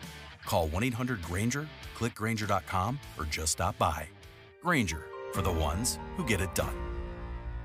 I'm back to doing what I love and more, thanks to the Good Feet store. Does your job require you to be on your feet all day? Teachers, postal carriers, salespeople, and restaurant staff. Many of us need our feet to get us through the day. Hi, this is Mike with the Good Feet store, and I'd like you to hear from Donna. She's a nurse and a real customer of the Good Feet store who wanted to share her story. Oh, I have to tell you, I have struggled with pain in my feet. I was diagnosed with plantar fasciitis. With the 3-step program, it really fits to your lifestyle. I work in a hospital. I'm a registered nurse, so being on my feet, walking throughout the hospital during the day, I am free from any type of pain. And after working a 12-hour shift, I go home and my feet do not hurt. Whether you're a nurse or anyone wanting to enjoy work without your feet getting in the way, come see us at the Good Feet store. Thanks to the Good Feet store.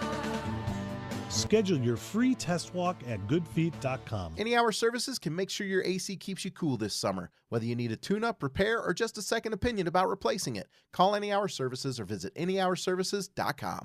Hi, Grandma. Can Nina come over for dinner? Sure. I've been meaning to ask you, what would happen if someone offered you a drink? Grandma? If anyone ever does, I want you to say, no, I have too much respect for my family and I don't want to get in trouble. I promise, Grandma. They really do hear you. For tips on what to say, visit underagedrinking.samhsa.gov. That's underagedrinking.samhsa.gov. This message brought to you by SAMHSA and this station. And expanded Inside Sources. Inside Sources. We started the show, Holly, talking about Highway 6, which runs from Spanish Fork to Price. Well, if you take it just a few miles further on Highway 191, you get to a little town called Wellington, a beautiful little town where they had a very interesting public hearing on Wednesday night where the citizens there were asked to talk about what they call a truth and taxation hearing with the city council, a 225% tax increase. Wow, that is a lot. That had to be an interesting hearing, and at the end of that hearing, we're told that the city council said, well, we're going to postpone ultimate decision on this, but still, that had to be something that got people's attention. Yeah. So we have Aiden Mortensen on the line with us. He's the news director of Castle Country Radio in Carbon County, and he was there. Thank you so much for joining us today. Hey, thank you for having me on, Greg, Holly. It's a pleasure. So tell us about the meeting, what was being proposed there, and why the increase? Why so much? So essentially, this truth and taxation hearing, it's the process that a city is going to have to go through in order to raise taxes. The reason why this property tax is so large is so Wellington hasn't seen a tax increase since 2017. Since then, the city has continued to grow, but the tax rate has kind of remained stagnant. And looking at the budget this year, they found themselves in a pretty significant shortfall to the point where if this increase isn't passed, they're going to be seeing an immediate shortfall of $400,000 in the budget. Mayor Jack Clark, the mayor of Wellington, admitted that this is a pretty harsh thing to swallow, but he explained that these increases would be used for public safety, road repairs, utilities, employee retention, and general city operations.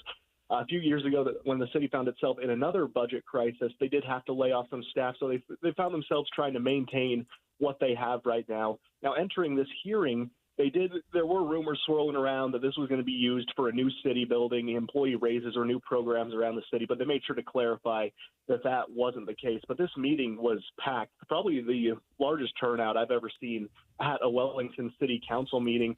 You had citizens of all different ages, walks of life coming to voice their displeasure on this. And basically that general message that they were sending to the council was, we can't afford this. Yeah, so can you inform me and our listeners as well, how many people live in Wellington? Wellington has a population of about 1,600 people, according to the last U.S. Census. It's grown a little bit since at about 1,641 people. But in the city council meeting, you had about, I'd say, 75 to 100 concerned citizens out to voice their concerns about this tax increase. That's a big portion of the population. Yeah, and that was something that Mayor Jack Clark wanted to comment on during this meeting. He said that if this is what it takes to get the city out and involved in local politics, get them out to these meetings so that they can hear from those constituents, then he'd want to hold the tax increase every month because he wants that citizen input. So it seems, Aiden, as though even though the city council sort of put things on hold, that there has to be something done. I mean, and 225% is a huge pill to swallow. But if the city needs the money, there's got to be something. And were there any alternatives discussed? There were several alternatives to discuss. The public not only came to voice their displeasure, some came with some solutions. The main solution people suggested was to pursue grants. Others were recommending both independent and state audits of the city finances to see where they could cut back. And they also wanted the city to find new ways to attract new businesses or increase this tax rate gradually. But I agree, something needs to be done quickly, or else, like I said, you're going to have to be facing that $400,000 shortfall. So I just have a question about why, if the last tax increase was 2017 and now you have this big hole, was there something that happened? Were people just not paying attention, or there just wasn't a political will to increase taxes more gradually? It kind of falls into that. There wasn't necessarily a political will to increase those taxes gradually. And this iteration of the city council finds itself in a pretty interesting situation. 4 of the 5 council members were all midterm appointments, 3 of them coming in this last calendar year. So a lot of them were citizens who stepped up and applied to fill these vacant seats that were left on the city council. And for the mayor, he was a midterm appointment as well. This process to try and fix the budget started with the previous mayor, Brad Timothy, but he stepped down midway through his term. leaving Mayor Jack Clark to step in and try and correct the ship. Wow. Yeah, this might be an unfair question, Aiden, but do you have an idea what this would mean to the average homeowner in that area? 225%, and I know everybody's property taxes are different, but what are we looking at there? We're looking at a very significant increase. So here in Carbon County and Emery County in the Castle Country, we're looking at the pretty significant portion of our residents fit into that low income bracket. So this would be a devastating blow to a lot of homeowners. That was a comment that several made was, if you do this, we're going to have to move, and people aren't going to want to buy our houses because these taxes would be so high. Wow. Wow. What's the dollar amount? Is there like an average home price and an average dollar amount that it would increase? Looking at the numbers that were provided by the city, a tax on a $256,000 residence, the average sale price here, it would go from $216 in taxes to $704 in taxes. So you're looking at a pretty significant increase. And then for businesses, it would jump from $393 up to $1,280. Wow, that's going to have an impact on business. And by the way, with a city of 1,600 people, I didn't think there would be much of a business tax base there. Yeah, no, the main business tax base down in Wellington does come from a Miller's gas station. And then outside of that, you have a few small services scattered around. You have a local coffee shop, local auto repair store, things like that. But the main tax base from businesses is going to be coming from that gas station and travelers passing along on Highway 6. And tell our listeners, Aiden, who may not understand the Wellington area, about this city, what helps generate most of the revenue there and what the population is like. So back in the day, Wellington was part of that big coal mining community here in Carbon County. But ever since that has gone away, we lost the power plant here in Carbon County. A lot of workers have been finding themselves going to Price to find employment. But the major job base down there is going to be things like law enforcement, education, or small business owners. Yeah, thank you so much. So if they tabled the increase for now, what is the next step from your observation? The next step from what I was able to gather from the council was that they're going to go back to the drawing board, see if they can find some grants to help with some of these projects that need to be done for the city. And that's the thing, is a lot of these projects they find themselves with aren't wants.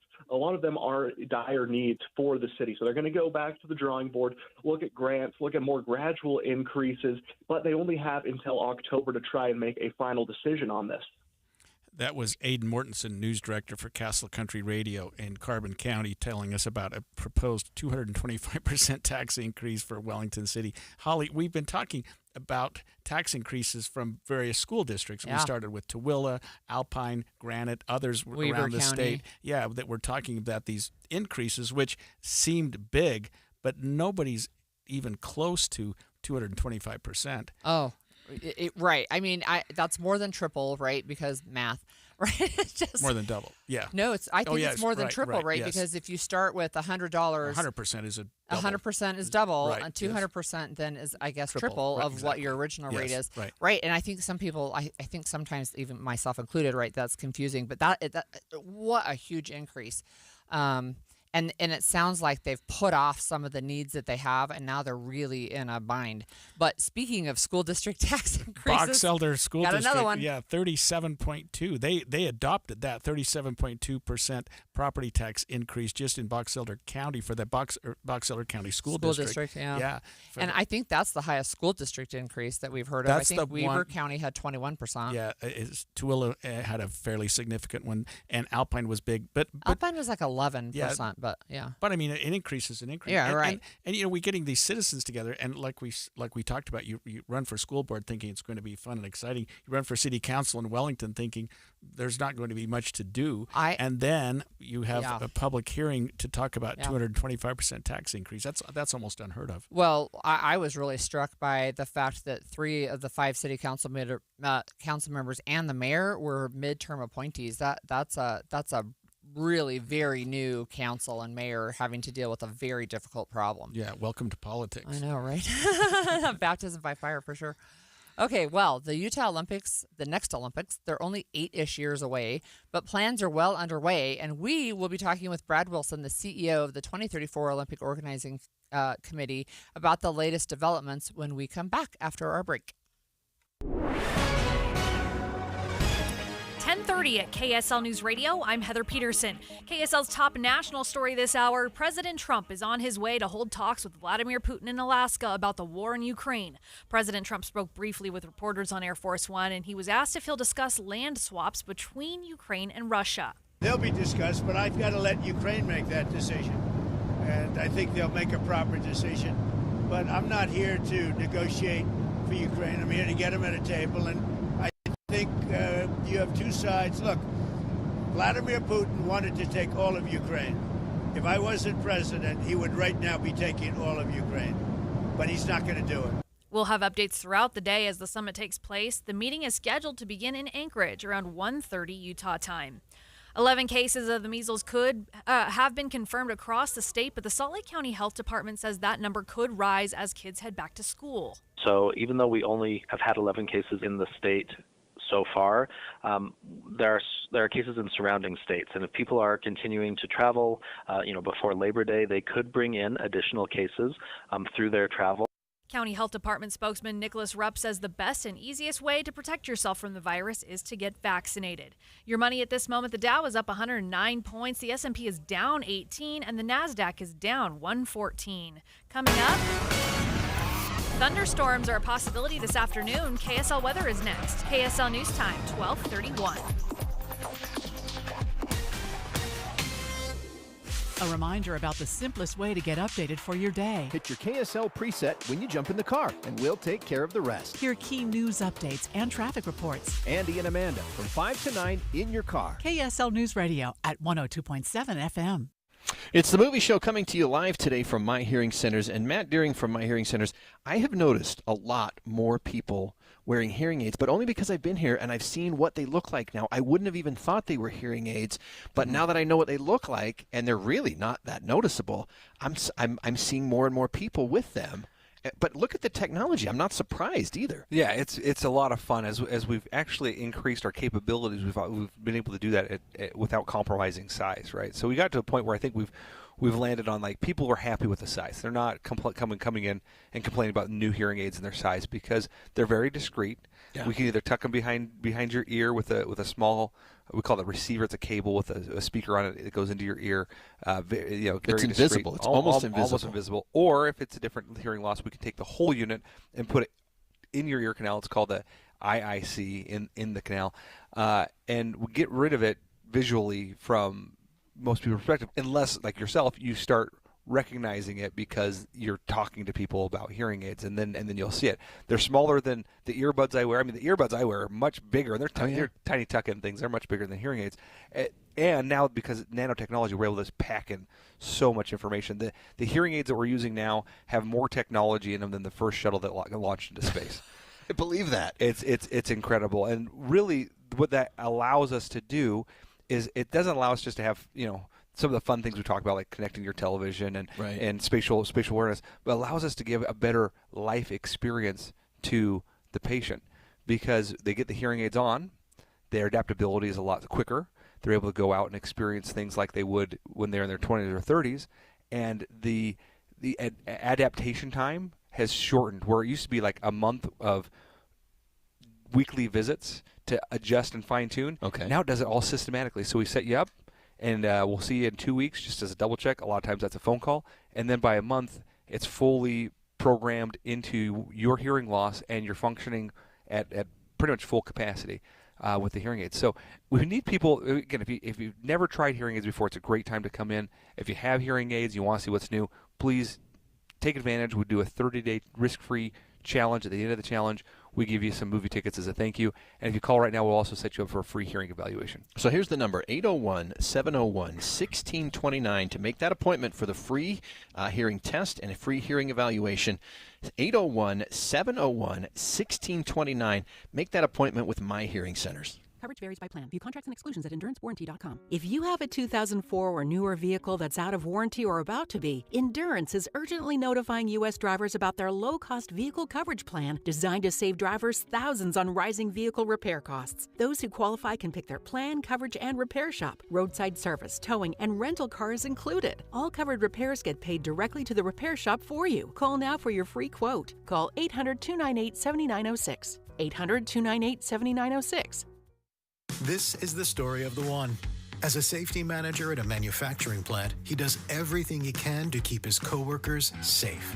From finding ways to reduce risks to keeping safety supplies in stock. And for that, he relies on Grainger. Grainger offers a broad range of quality products and next-day delivery, so he can always play it safe. Call 1-800-GRAINGER, click Grainger.com, or just stop by. Grainger, for the ones who get it done. Traffic and weather together, brought to you by Mountain America's My Style checking account. Here's Jason Jones. There's a truck with a trailer off to the side of the road. This is going to be northbound I-15, about 13th south, I guess, is roughly where that one is. It's not affecting the HOV lane, although when you come around the bend there from 2100 south, it kind of sneaks up on you, so just make sure you keep an eye out if you happen to be in that HOV lane traveling northbound I-15 around 13th south. Otherwise, the rest of your commute, though, is looking pretty fantastic. There's really no other delays to speak of on the other highways and side streets. Common Spirit, hospitals, clinics, and caregivers, all connected to advanced healthcare in Colorado, Kansas, and Utah. Healthcare with Human Kindness is here. Hello, Human Kindness. I'm Jason Jones in the KSL Traffic Center. 95 today with a 30% chance for scattered thunderstorms. We'll see another chance for storms again tomorrow. 93 in the forecast through the weekend, and then 95 on Monday. Right now, it's partly cloudy and 84 degrees. I'm Heather Peterson from the KSL Common Spirit Health Studios. Listen online at KSLNewsRadio.com. We're Utah's news, traffic, and weather station. The all-new Inside Sources. Your inside access to the people and policies shaping Utah's future. Here are Greg Skordas and Holly Richardson on KSL News Radio. If you lived along the Wasatch Front or the Wasatch Back in 2002, Holly, you know how exciting it was when we had the Winter Olympic Games here in Salt Lake City. Yeah. Of course, the venues were all over the place. We attended the opening ceremonies. I attended a ski event in Snow Basin. I was working patrol at Park City, so we had some events there. I was working on a ski patrol at the time. Figure skating, it was an incredible time. Well, in 3,101 days, but who's counting? They're back. The Winter Games are coming back to Salt Lake in 2034. Yeah, that's right. And I do remember, but I had a whole bunch of little kids at the time, and so I watched from afar, meaning my house. I watched on TV. I lived still down in Pleasant Grove. But, you know, one of the things that I wanted to do in 2002 that I hope I can do in 2034 is volunteer for the games. Absolutely, yes. We had scandal in 2002. This time, we're avoiding all of that, it seems. In fact, Utah's done a great job. We're going to have a guest with us in just a minute, of having the infrastructure's already there. The venues are already there. Right. We've got so much. Yeah. I mean, it was a no-brainer. I got to hand it to Fraser Bullock and the team for getting the games here. But I think Utah's set. Obviously, we have 8 years to get even more set. But we could probably host the games tomorrow. Oh, yeah. Well, I don't snow. volunteer for that. But yeah, there's no snow. So we have with us today Brad Wilson. He's the CEO and Vice Chair for the Salt Lake City, Utah Committee for the Games. But I know him as the former Utah Speaker of the House. Hi, Brad. Holly, Greg, good afternoon, or good morning, not good afternoon. Hey, welcome to our show. I wonder if you can just set up for us where we are. I know that there was a big meeting yesterday, and I wonder if you can just tell our listeners where we are for the Olympics in 2034.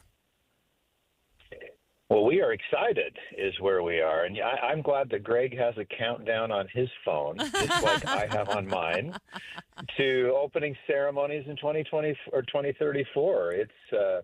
It's really exciting to have the games back here and for Utah to host the world. You know, we need sports and competition more than ever, and the Winter Games are one of the best opportunities the world has to experience that together. So we're really excited about it, and we are in great shape. The bid team, led by Catherine Rainey Norman, who's a four-time Olympian, and Fraser Bullock, and others, did a great job of not just getting us the bid, but also preparing the way. We've got, of the 24,000 hotel rooms we need to have lined up, we've got 21,000. Wow. All of the venues are already, we have what's called a venue use agreement that's in place. It means our venues are already tied down. There are cities hosting the games in the next 3 to 4 years that don't have all of that work done. So we're ahead of the game in some ways, but we also have this amazing opportunity to use the games as a catalyst to help our community come together, to do projects we want to get done. And so that's what we're focusing on. So, Brad, I overstated a little bit, and you helped me out there about the fact that we're ready to go. But maybe there are some tweaks that need to be done. Can you tell our listeners what, in addition to maybe more hotel rooms, what the venues will have to have done between now and 2034? Yeah, we're actually really fortunate. We have what's called the Olympic Legacy Foundation, which owns and operates 3 of the main venues, including the Utah Olympic Park up in Park City. And they have been actively using and managing those venues every day with youth and athletes. Our state is so different now because of the games in 2002. And we've got this deep bench of athletes that come from Utah. It's just remarkable, and not a lot needs to be done to make those venues games ready. Actually, maybe a little lipstick here and there, but they're in pretty darn good shape. So I have a question about volunteering, Brad. How do I sign up? I've got you down. So, awesome, thank you. Yeah. Now, so we will have a process starting next year where people can go in and indicate their interest to be volunteers. We will have over 25,000 volunteers for our games in 2034.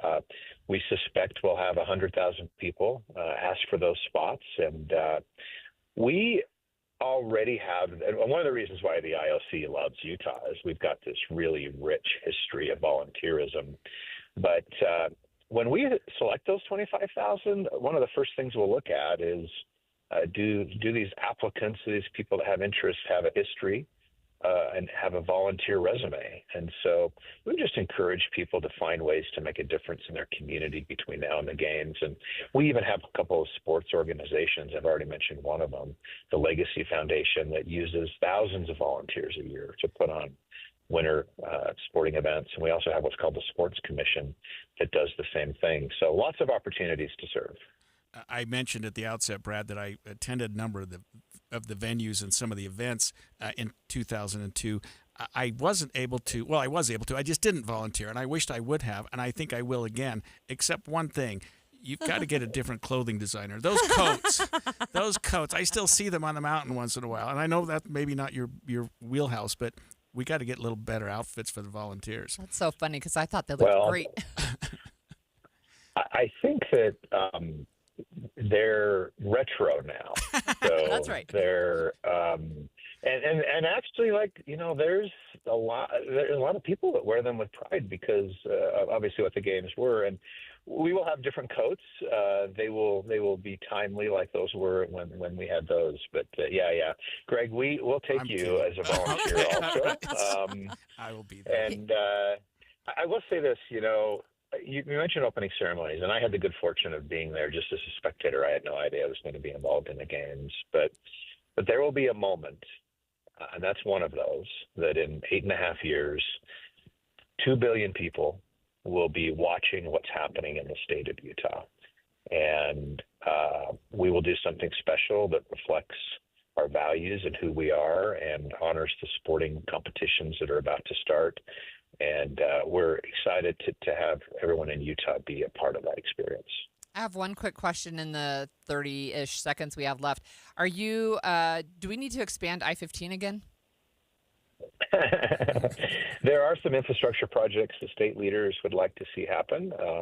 That's not on the list that I'm aware of. There are some other things that they're hoping to accomplish. We actually, just from a pure infrastructure standpoint, are in pretty good shape. But one interesting fact that does keep me up a little bit at night is this. There are going to be 40% more events in 2034 than there were in 2002. And so, like, you take a place like Summit County, which will have stuff happening in multiple places every day. We've got to get the transportation planning right up there. And so that's a project for us.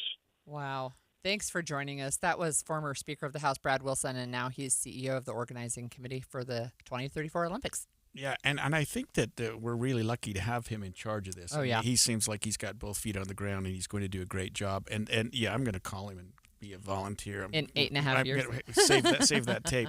When we come back after the break, we're going to have some fun facts of the day and the movie show. We have an interesting topic for the movie show today that I'm looking forward to. That's coming up next, streaming live at KSLNewsRadio.com and on the app for KSL News Radio, sponsored by At Your Service Pros.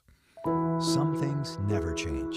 Sure, we've expanded Inside Sources to 3 hours on KSL, and it's on 9 to noon. But the news, traffic reports, and weather updates that have been a part of your ride in the car since before you can remember, always there.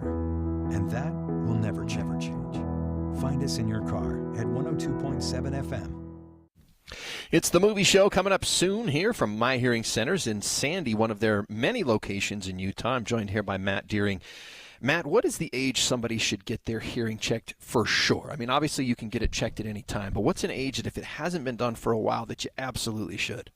Well, you asked two questions there. So if you haven't had your hearing checked for a while, I don't know what a while means. I mean, like since you were a kid. Oh, yeah. So kind of hitting your 50s. Okay. It's one of those other things that you have to go do, right? I know there's a couple different tests. One of the many checkups, like you get in your car looked at. Yeah, exactly. Like there's a lot of miles on this thing now.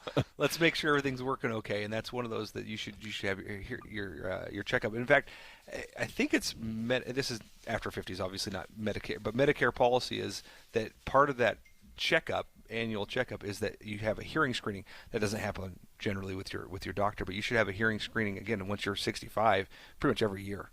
Okay, and what about people maybe who are under 50? What are some signs they should look for that might be worth getting your hearing checked? Yeah, I mean, if people are telling you, or you're telling people that they're mumbling a lot, that might be a sign of you having a hearing loss. What's really hard is hearing loss happens gradually over time. It can be 7 years before people really recognize that they have a hearing loss because of how gradually it happens. And so people, saying people mumbling, especially kids or women's voices, those are signs of a high-frequency hearing loss. Turning up the TV too loudly and then asking people to repeat themselves, those are kind of the biggest ones. Okay, that's probably what everybody thinks of, is having to repeat themselves a lot. Yeah. So right now you guys have an offer for people who need to get their hearing checked, who ought to get their hearing checked, or who haven't had their hearing checked in a while and maybe don't feel like they need it, but here's a chance to do it for free. Yeah, if you call right now, we're doing free hearing evaluations up and down the Wasatch Front. So whether you're in Ogden or all the way down to, I said Wasatch Front, actually all the way down to St. George, we can take care of you. And so give us a call, 801-701-1629. We're going to figure out which office is closest to you and get you in as soon as possible, hopefully within the week. After the evaluation, we're going to know if you have a hearing loss. And so if you do have a hearing loss, we can allow you to try this really cool new technology we've been talking about, the BCT-iX from Signia. You'll have 30 days to try it risk-free, and then if you do that, we'll give you some tickets to go see a movie as a thank you. What an awesome deal for the movie show. 801-701-1629 to make that appointment at My Hearing Centers, 801-701-1629.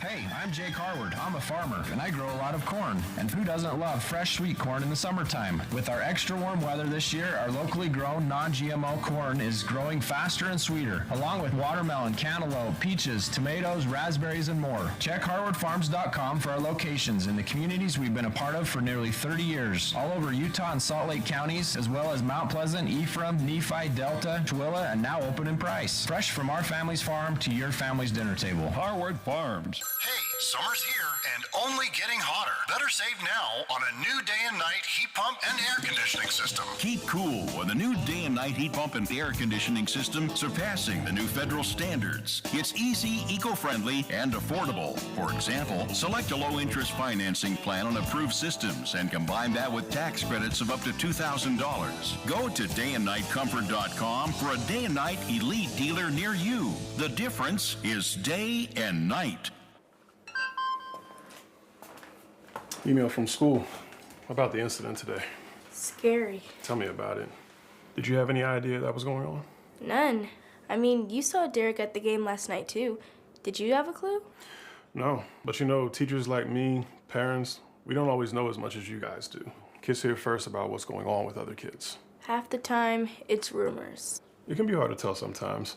But if you're ever concerned about a friend who's having trouble with alcohol, prescription drugs, bullying, violence, anything, you need to tell an adult. Mom or me, a teacher, coach, school counselor, someone you know and trust. Dad, no kid is gonna tell an adult about that kind of stuff. I get it, but if we don't know, we can't help. Speaking up about a problem, that's what helping a friend is all about.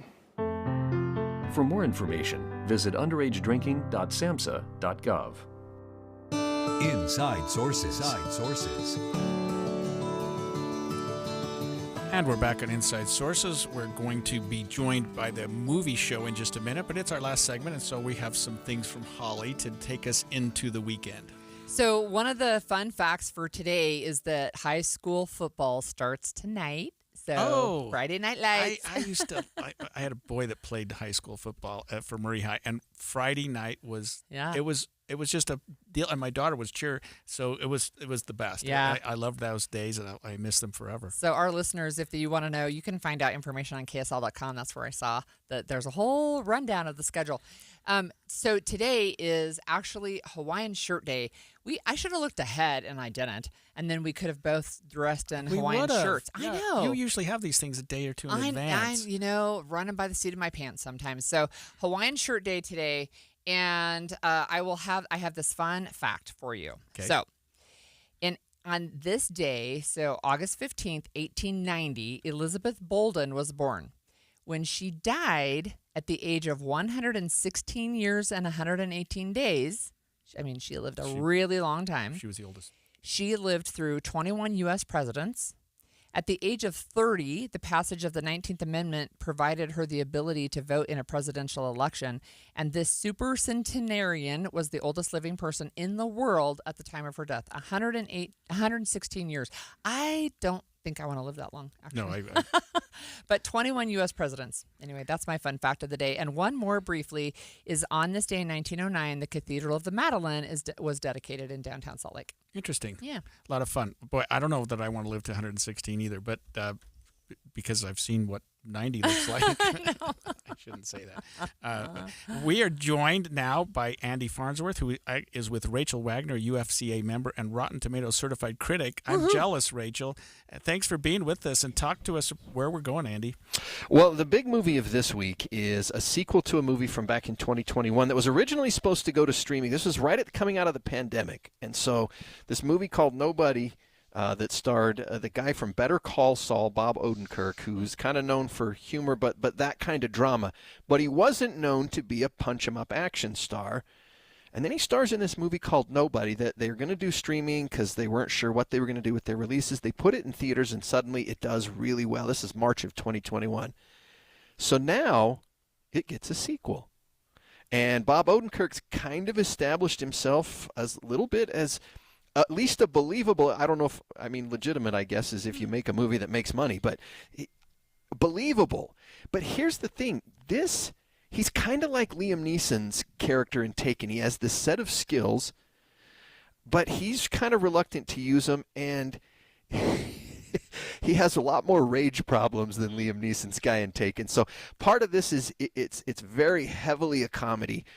There is some violence, but it's played for laughs. And I use this as an example. It's at one point he gets into a fight at an arcade at this amusement park, and he plays whack-a-mole with somebody's head on the whack-a-mole machine. But it's also like so ridiculous that you're laughing and feel like, should I be laughing at this? Because it is funny, but it's kind of violent. So you got these swings between it's really funny and really violent, and that's where people are going to have to figure out where their line is as to whether or not this is the type of movie they want to see. But Andy, is this literally the Better Call Saul from Breaking Bad?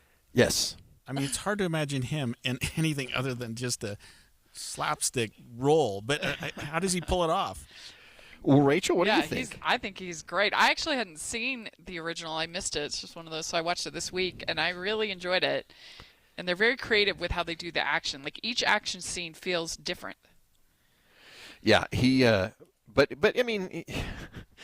people die in a creative variety of ways, and he builds up a rage. Like he doesn't want to do this. He's just trying to be on vacation with his family, and of course he stumbles into this psychotic drug dealer. And Tom Hanks' son, Colin Hanks, kind of skinny, spindly, nerdy. He plays this corrupt sheriff, and Oh, wow. you're almost as much laughing at the idea of Colin Hanks as a corrupt small-town sheriff. This is my town. And Sharon Stone, she is so over-the-top villain. I wasn't sure it was her. I thought, is that Sharon Stone? And then in the credits, I was like, it really was. Oh, Yeah. goodness. So Rachel, I It's never fun. saw the first Nobody. Was this a movie that needed to have a sequel? I mean, I feel like anytime you have sort of these kind of crime sort of stories, they suit more episodes. I think it was fine. Yeah, it's one of those, like, let's ring. We got a bunch of money ringing it out. Let's see how much we can wring out of this one. And if it does well, we'll probably get a Nobody 3. Well, when you mentioned Sharon Stone, I might actually go watch this one. I mean, she has one part where she's like just crazy. I mean, she's like a psycho. Yeah. No mercy kind of villain. She and really at one is. point, she's doing this weird little dance. Still am not sure why. Before she goes to, wipe out somebody's family. Oh, gosh. So, yeah. I I felt say there's swings like that. I felt like they took her character from Catwoman and made it funny. Oh, I Made never it even joke. saw that Catwoman. Oh, Is she yeah. the bad? I didn't realize she Oh, did yeah, that. she's the Yeah. villain. Oh, nice. Evil skin cream. Wow. Okay. Jeez. It's true. Do you guys have a question for us? We do, because, Bob Odenkirk, and in the posters for Nobody, he's got this weary look on his face with cuts, and he's unshaven, and he's taking punches from everybody. So we thought today that would be a fun question is, what's the manliest movie you've ever seen? That's a really unfair question. Andy, what's yours? Oh, mine, it wasn't even a quick question. I just watched it again like a year or so ago, and I was like, this is the manliest movie I've ever seen. It is Tombstone. Oh, yeah. Oh, yes. Do we have a clip? Did they find it? No, I don't know. we No. Okay. we don't. But I think that Think about how many awesome yeah, lines are in that. I'm your Huckleberry. Was Ah. one of my favorites. Yeah. Why, you're no Daisy at all. Right. Exactly. I love that movie. Good choice, Andy. Rachel. Thank you. I think I would probably pick Cool Hand Luke. I think that's a I very have heard manly people say that before. movie. Also, Gladiator. Was Oh, the that's a good one I one. thought of. Okay. The first Gladiator. First. Yeah. There you go. Not Oh, one where sharks were in the Colosseum somehow. Right. Andy, here's mine. And Rachel, you hopefully you'll remember this one as well. Okay. I mean, I was like. there even a woman in that movie? I can't think of there being That's a fair point. a female in that entire movie. But the three stars were all great. Lee Van Cleef, Clint Eastwood. I mean, it was a movie that it dragged on a bit, but I mean, that was the manly movie. And I think those spaghetti westerns should all be on that list. Yeah, no question. How about you, Holly? Well, Do you you like got- manly movies? Well, I don't like to perpetuate stereotypes, actually. So you guys are going to laugh at the one that I picked, but at the time I saw it, I thought this was the ideal man for me. That would be Christopher Reeve in Somewhere in Time. Is time travel possible? That is a question. Arthur? Arthur? You're the only one who can help This me. is not a manly movie, Holly. I told my brother yesterday about this question, and he's like, "That's like a chick flick." And I'm like, "Okay, that's but not a still, manly movie. You don't have to look like some big buff guy all cut up on the face to be manly." There you go. There you go. There you go. That's a fair point. Although, the penny, Okay, that movie look, enraged me because of the ridiculousness of it. I liked okay, everything but I'm except older that. than you, and I saw that as a little bit older teenager. I would have been around 17 or 18. I thought it was the best movie ever. I love that really film, liked it. but yeah, it wouldn't have come to. I know. If I but- stare at this coin but- long enough, I but can look, travel through time. I have to tell you, you guys listed movies. I have not seen a single one of the movies the three of you listed. I haven't seen any of them. You haven't so. seen Nope. Good, Bad, Tombstone? Nope. No, Oh, but you- I know the whistle, so at least Okay, there's yeah. that. It was probably your ringtone once on your phone. To be fair, I should point out Greg likes the same series of movies that Biff Tannen did in Back to the Future. I'm just saying. Don't know if that's a good sign or a bad sign. So, Rachel, has this movie come out? Nobody 2? Is it in theaters now? Yeah, this weekend. Okay, good. Yeah. Well, our listeners can go watch Nobody 2 and see if it really does meet a manly movie, and tell us how Breaking Bad's Saul. Don't call Saul, or let's Better call Saul. Better Better call call Saul. Saul. Yeah, see, I'm an I also attorney, so haven't seen he Breaking Bad, embarrassed so, me. Anyway. Yeah. All right. Well, we're going to break for the movie show. We'll be happy to hear what you guys have to say and follow you, and we'll turn it over to you.